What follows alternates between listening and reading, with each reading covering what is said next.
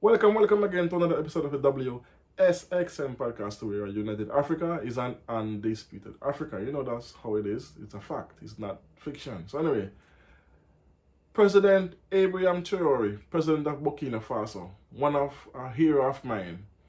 This president, this military leader, has become a shining light on the continent. Someone who we can look up to and be proud of, to be the force to reckon with, and a leader. And he gave an interview recently, and this interview was mind blowing in the sense of, like, he's the second coming of Thomas Sankara. If you don't know who Thomas Sankara is, I must give you a brief history. Thomas Sankara was a military leader, just like Ibrahim Traoré, but he was president in Burkina Faso in 1983 to 1987, when he was assassinated by his right-hand man, best friend, who was backed by the French, and they installed him as the new president for the next 30 years. Thomas Sankara had the dream of building up the infrastructure of Burkina Faso, giving education, free schools. He was building infrastructure, roads, pipes, electricity, all that. He cut the salaries of all government workers. He take away their cars, their fancy cars, and he said one car for every two ministers instead of every minister having a car.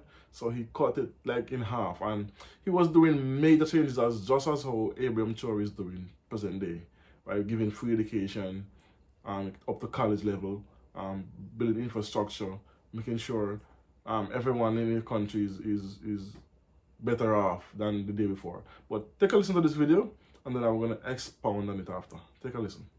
Boom. Salaire, mais une correction. Not a decrease in wages, but a correction.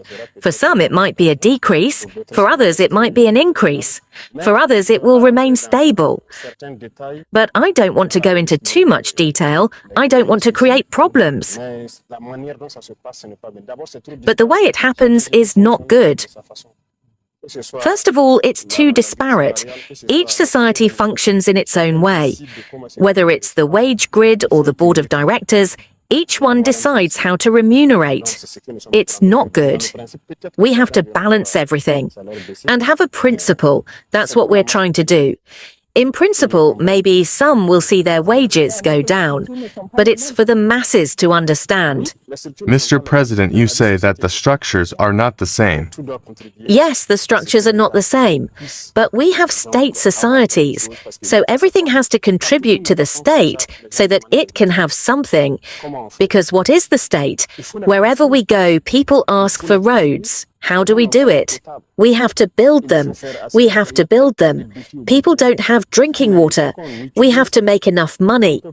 There are so many challenges in Burkina Faso, but we have to use it. We can't have millions per month of salary while others drink water from a tap. No, we have to balance so that we can serve those in the villages who have basic needs and the people who will excuse us. That's how it is. We have to balance a little. So there you saw what I was telling you about. Hear what he said in the video? You cannot have government employees collecting millions of dollars per year while the citizens don't have proper drinking water from tap. He said that. So what he's saying is the state is responsible for its citizens building new roads, putting in infrastructure, make sure they have electricity, make sure they have running water, and all this. He's also giving money for farmers to farm, to become food self-reliant, which is a brilliant step. And this is the difference between a true leader, one that loves his people, than a puppet leader like, for instance, President Ruto of Kenya. Perfect example. I'm going to show you the correlation between these two.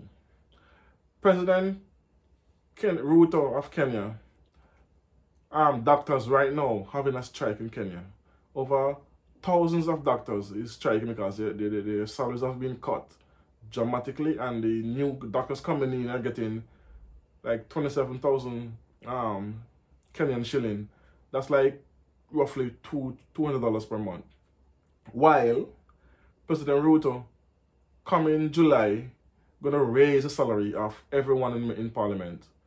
And not only raise the parliament, he also racked up over $12.4 billion in just traveling just by going to different countries and giving speeches.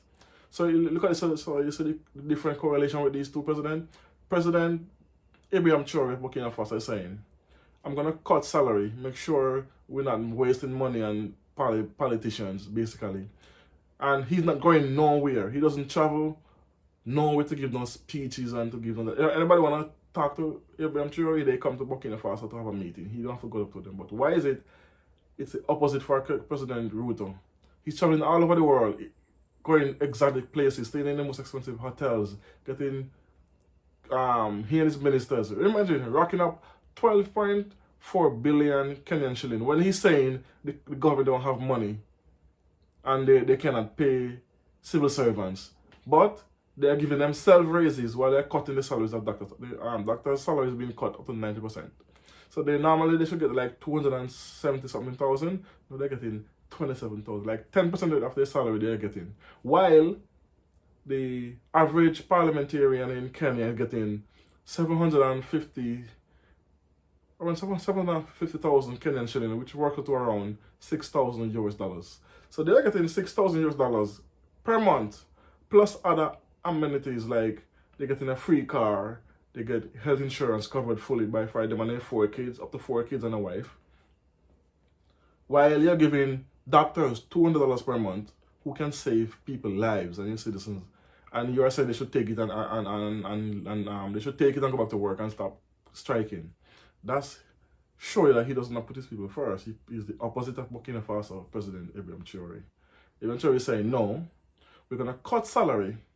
There's no traveling, so we don't have to worry about the cost. And instead of buying, traveling or paying our parliamentarians more money, we're going to use this money to build roads, put in infrastructure, make sure they have enough food to be self-food reliant. But so you see the different correlation. This is what a true leader is, a true African leader who is for his people. No matter what, he will not turn against them. 4 times they have tried to assassinate Ibrahim Traoré in 2 years, and they failed 4 times. But he's a little bit more rigid than Thomas Sankara. Thomas Sankara was more trustworthy. That's why I think one of the reasons why he of his downfall. Ibrahim Traoré is different. He always have his bodyguards around him. Look at how they protect Ibrahim Traoré at all costs. You see the guy, the one next to him with the black briefcase. You have 2 to 3 of them with him, and he's surrounded by his men. Cause he's loved. He's loved. Sorry, I'm sweating. He's loved by the people. So because of that, he's loved by his men. To compare to other presidents, no, it's not. It's mind-boggling to me why these presidents are taking the West. The West are not even the West. They're taking colonizers, which includes IMF, African Union, the European Union, the World Bank. They're following their footsteps, making the country more difficult, hardening the economies, while they're reaping the benefits of the continent via resources and laughing at us, while they are charging African leaders up to 10 times the amount of interest on a loan they charge to a developed country. So it's hard for us to win. We need to get control of our resources. Then we can say, okay, we need fair market value for our resources, and we control our minds. So we're not saying we won't have deals. You can come and sign favorable deals, but you can come and rip us off and take off our resources and dip. They're taking billions of dollars out of Africa annually. Not millions, billions of dollars annually. So we need to get that under control, which is happening now because Uganda banned export of all raw material. Ghana did, but I don't know if they're still upholding it.